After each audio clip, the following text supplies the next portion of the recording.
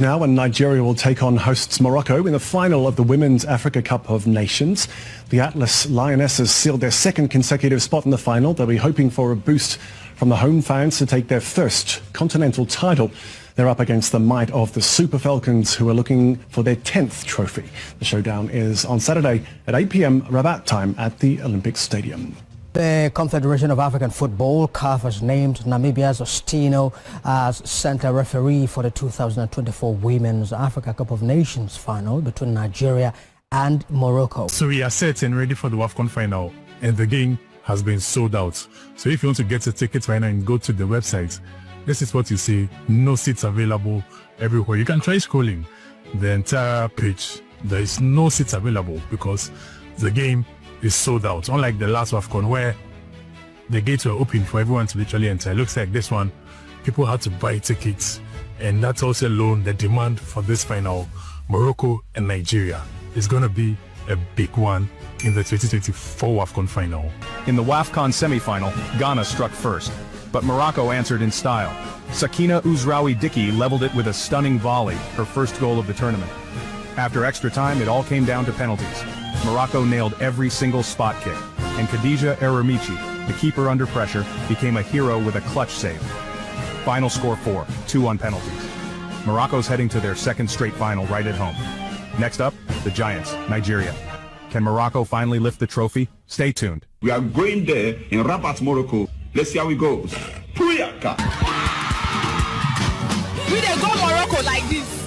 We dey go Morocco like this. Nigeria no be Ghana. Nigeria no be Ghana. Nigeria no be Ghana. Maroc, porté par un public en feu et une équipe en pleine ascension. Finaliste malheureuse lors de la dernière édition en 2022 face à l'Afrique du Sud, les Lions de l'Atlas veulent cette fois soulever leur premier trophée. Grâce à leur rigueur tactique et à leur solidarité, elles ont sorti cette année l'Afrique du Sud et de grands favoris comme le Sénégal et le Ghana. Cette finale a des allures de revanche de la demi-finale de 2022. Le Maroc avait éliminé le Nigeria au tir au but. Les Super Falcons ne l'ont pas oublié. Pumi, you want to end off with your analysis of Morocco versus Nigeria quickly? 100%. Those are two teams that are totally deserving to be in the finals. We saw that opening match, the Morocco versus Zambia, that spoke goal Chila. It was a statement from the host nation, Morocco. And Nigeria coming in as 9 times winners. And not only that, coming in the knockout stages with the highest margin of goals. It shows that these are the teams that really want to win this championship. And we'll see what happens. Morocco desperate to get their first ever title. Nigeria desperate to get that 10th and to get revenge over Morocco. The Olympic Stadium in Rabat was roaring in that semi-final. It will be even more so in the final. I think it's going to be an attritional game. It's going to be a physical game. I think Nigeria, for me, are the slight favorites. Again, they're going to come out strong. They're going to come out fast. If they can get a goal early, they are so good defensively, so resilient. But Morocco, you know, have a complete side. And unlike South Africa, once they get into the final third, they have the creative ideas. They have the creativity in Shebek, in Ouzraoui-Dickey, even in Msoudi, who I think struggles physically, but is such a brilliant talent. Well, I could be sentimental in my analysis here. It's not maybe because I'm Nigerian and I want our girls to go. You're allowed to be sentimental. But if I want to go by the basis of what I've seen in terms of quality of play and how these girls progression from red to the midfield and to attack, and the understanding of the game, and a perfect working pattern, then the Moroccans have got that edge over our girls. Yes, our girls are physical. They are, I was watching them against South Africa. I'm like, are these girls supposed to bully these players everywhere? Because we have a lot of well-built players and all that. Maybe if physicality could play a part, I wouldn't know tomorrow. But the Moroccans, these girls they play like Europeans. They are moving the ball, they are spreading well, they are converging when they need to, they are opening when they need to open, adding numbers to the middle of the park when they have to. A tactically good side like that could well expose us tomorrow, so that's my fear. So we are facing the host nation. It's never easy playing against the host nation. Forms are thrown outside of the window. But can we do it? Oh yes, we can. All we just need to do is to improve in our game. So we got the better of South Africa, 2 goals to 1 in the semi-finals. And of course, Morocco beat Ghana 4-2 during penalty shootout, following a 1-1 draw in normal time. Now, all this set aside, Rabat is going to host it, and the last time we met Morocco, it was in the semi-finals, but that was in Casablanca in 2022. Morocco beat us through penalty shootout. When we talk about the final, you mentioned a little bit, obviously, Nigeria with that dominance, but what it would mean for Morocco when it comes to this final between them, Colin, what kind of final can we expect? Have been absolutely amazing in the way they've developed women's football. You guys were talking about Michelle Kang and what she's done so far for women's football. I think Morocco deserves a lot of credit for the work they've done to women's football. 5-6 years ago, Moroccan women's football were losing 8-0, 6-0, 7-0 to the likes of Nigeria. And then the FA invested a lot of money into developing women's football and the facilities and everything else. And, 2 tournaments, Morocco are in the final. So I think that's a great thing for them. And if they do win on Sunday, that would absolutely catapult Moroccan football to the top of African football. It would be great reward for the investment they have made in women's football in Africa. I mean, those kind of stories just make us smile. So very, very excited to see Morocco at this level. We will see it and be excited to see what we're going to witness here for the final of the Women's Africa Cup of Nations. Colin, we know, you said somebody else should be here talking about it, but we are very, very happy that you spent the time here with us on Football W. Thank you for having me. I really appreciate it. Wow. It has been a wonderful tournament, I must say. I think we have to give kudos to Morocco for bringing us this befitting tournament, I would say. And it's good for us to actually meet them at the finals. Testament of how they've brought their female team up over the years. But it's going to be a very tough one for both parties. For Morocco, it is more like hopefully their first time of going to win the trophy at home, and for Nigeria it is Mission X. A lot is at stake for both parties. But let's quickly go back to how the whole thing started. I will be discussing the Moroccan side and my brother. Talking about Morocco, from the group stages, they were paired with the likes of Senegal, Zambia, and Congo, DR Congo, where they topped the group with 7 points. Everything in their favor. Right now, based on midfield, I think they are dominating. You get a lot of the odds are in their favor in that aspect. We are here to win. Morocco is here to win. But Morocco football, they are investing in both their men and women. Look at their men's side. The likes of Brahim Diaz, Hakimi. The women's side, I don't know them. But they are trying.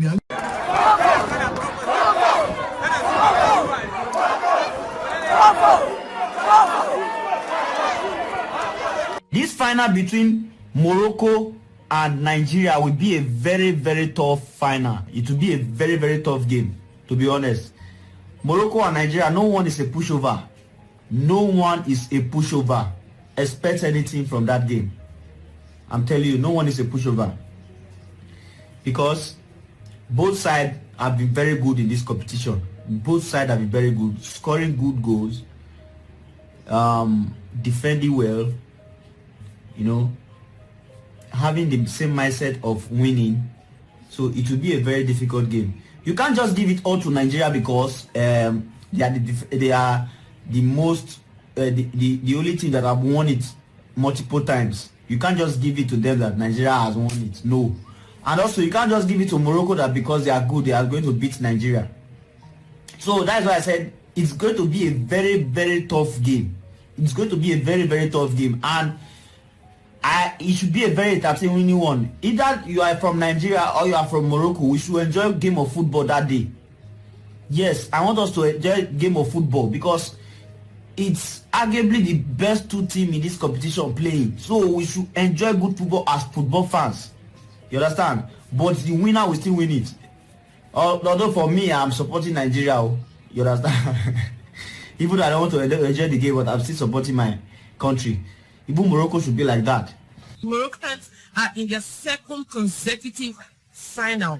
They were in the last final that they lost to South Africa, and they'll be hoping to get a victory. And one thing is certain, that all the Moroccan fans will come out and match support their own. So it's going to be the Nigerians against the host nation that will have the home advantage, the fan advantage, the atmosphere to cheer them on to victory. The Moroccan team have been fantastic as well. They've had different goal scorers, but the whole team have been fantastic so far. And of course, as you said, Abby, I mean, the the Moroccans have the home advantage. I mean, I wonder how big the fans, I mean, the fan group that is there to support the Nigerians. Are there quite a few Nigerians there, or few people who support the Nigerians? There are quite a few, but when you look at the Moroccan team, there are a lot. Like, for example, at the last WAFCON tournament that was held here in Morocco, Chelsea needed to see the numbers of fans in the stadium. When they were playing, we saw the lights being pointed at the South Africans, who were eventually the winners. But this time, I think that the Nigerians just need to ensure that they are focused. That's a major thing, because the fans will obviously come out fully. So they should expect that, obviously. This is a country that loves football as well. So for sure, the fans are going to dominate, obviously, in tens of thousands. Okay, well, Abby, I want to thank you very much indeed. It's been really nice talking with you, and it looks like a pretty nice place that you're standing in there, so enjoy it, and obviously you'll keep us all posted about how that game goes on Friday. Abby Eoman is Arise sports anchor and correspondent, and she's talking to me on the line there from the Moroccan capital, Rabat. One thing that is going to probably be different for us this time around is going to be the fact that we are going to be playing in front of huge numbers of fans. Yeah, wow. We have not home advantage. Yes, we have not seen so far in this tournament. Full stadium? Yes, jam-packed. So, and then you know what the final is going to see. If the Moroccans have their pitches always filled up when it was not the final.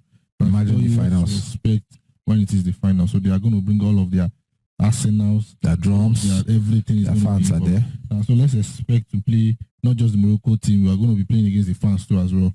But so regardless of whatever our own few fans are going to be bringing, it's not going to be matching what the Moroccan side is going to be given. فأكيد حنا الجمهور دائما محتاجين ليه وكيعاوننا بزاف من كيجي بكثافة كيف ما لاحظنا في كاع لي ماتش اللي جا فهو عاوننا بزاف. ملي كندخلوا للتيران وكنشوفوا هاد الناس اللي كيجيو تيشجعونا وكيجيو يعني تيشدوا الطريق باش يعمروا التيران فكيعطيونا موتيفاسيون كبيره باش نعطيو الجهد ديالنا كامل باش نخرجوا مفرحينو وهذا الشيء الحمد لله اللي تاثرنا في كاع لي ماتش اللي فايتين. فبالنسبه للمقابله ديال الفينال فحنا غنكونوا محتاجين ليه بزاف ويجي بكثافه ويجي يشجعنا اكيد الا سمعنا الصوت ديالو وسمعنا التشجيعات ديالو فغادي يعاوننا بزاف واكيد غيضغط على الخصم حيت غادي الخصم الا شاف الجمهور كثير ف بوتيتر تضغط. هادشي اللي حنا محتاجين الجمهور انه يجي ويشجع باش نكونوا سند ونزيدوا دفعه للابوات وان شاء الله يجيبوا لنا الكاس ويجيبوا لنا اللقب والعز للابوات الاطلس وان شاء الله فاموس لا كوبا تبقى في البلاد ان شاء الله والتشجيع وديما الله الوطن الملك. Menem magam, mint aki gyanakó, de azért egészen aggasztó. Marokkó. Hogy ő egy kicsikét több már, mint egy jó haver. A sztoritból látom az ágyadon hever. Marokkó. And for Morocco, I picked out 3/4 players to watch. Number 1, Ghislaine Chebak. Their captain, their leader, the 2022 WAFCON player of the tournament. She has 4 goals in this 2024 edition, including a hat-trick against DR Congo. I already said Ghislaine Chebak, number 7, very, very good forward and their captain, scored a hat-trick against DR Congo. Leading scorer, set-piece taker, leader on the pitch, thrives on high-pressure moments. She's basically like their star player. So watch out also for Ghislaine Chebak. She's the joint top scorer in the competition with 4 goals to her credit, alongside Nguena Ndiaye from Senegal. She also has 4 goals. Her vision, her finishing, make her a constant threat. She's the leader of the Moroccan team, and a large part of their play and their creativity runs through her. If they are to win this game, then Chebak will more than likely have a major role to play. She is one that the Nigerian players will have to watch and be aware of. Number 2, Ibtisam Draidi. Ibtisam Draidi, the number 9 striker as well. She scored a brace in their win against Mali, so we have to look out for her. Clinical finisher, particularly strong in early match bursts and dead ball scenarios. With 3 goals, including a brace against Mali, she is Morocco's spearhead. not only for her goal scoring, but her movement off the ball. She will test Nigeria's backline. Osinachi Ohale and Tosin Dimeyi will need to ensure that they are aware of her at all times. She likes to move around the front line and she can be a danger. Sometimes she's making runs to receive the ball. Sometimes she's making dummy runs to allow space for other players like Shebak or their wingers to run into. So she's one player that we need to pay attention to. And then they've got their winger, Uzraoui, who we have to be careful about. She's the one who scored the equalizer with the fantastic shot against Ghana and sends the match to penalties. You know, a lot of energy, very good at exploiting channels. So we have to be careful. And their goalkeeper as well, she saved Ghana's step penalty in penalty shootout. So we need to look out for that. So we cannot take her for granted at all. And then number 3, I said Sana Msudi or Fatima Tagno. Whichever of these players starts from the left side of Morocco's attack, they pose a similar threat. It is unlikely that they both start since they are both left wingers. But they are very skillful players who can drive with the ball, who can dribble past players, and they can deliver a good final ball. I think between Michelle Alozie and Osinachi Ohale, they could have their work cut out for them if the Moroccans get time and space on the ball. Their dribbling ability, talking about Msudi and Tagno, combined with Draidi's movement up top, could be very dangerous. If you've watched their previous games, or even if you watched the semi-final match against Ghana, you would have seen this. And I think that's maybe where my concerns are stemming from. Because in terms of how a team plays, they play better than we do.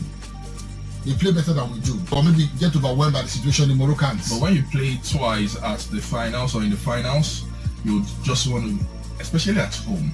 That could also be a factor for the Moroccans. At the World Cup, they were also one of the teams that played well. Maybe they didn't quite go all the way, but they played well. Fingers are crossed. Let me just, keep my emotions aside. And the truth is, I think the Moroccans might have that slight edge. Scoreline. It's a 3-2 for Morocco. Morocco win? Yes, 3-2, yes. I think it will be 3-1 to Morocco. 3-1 to Morocco? To Morocco, yeah. So, WAFCON final on Saturday, Morocco versus Nigeria. Who will win? Inshallah, Morocco 2-0. Morocco 2-0? Morocco, inshallah. Okay, who will win? For me, I want to Morocco win because it's my home country, and for me it's 2-0. 2-0, Morocco. Yes. Morocco versus Nigeria. But I hope that Morocco. Morocco? Yeah. How far? Hurry up, I'm about to leave. Been in Babylon way too long. Gotta get that break, that pedal and switch. Camel riding from the Sahara to Marrakesh, watch the sunset bleed. Dance with the Maasai in Nairobi, swim with the dolphins in Mozambique.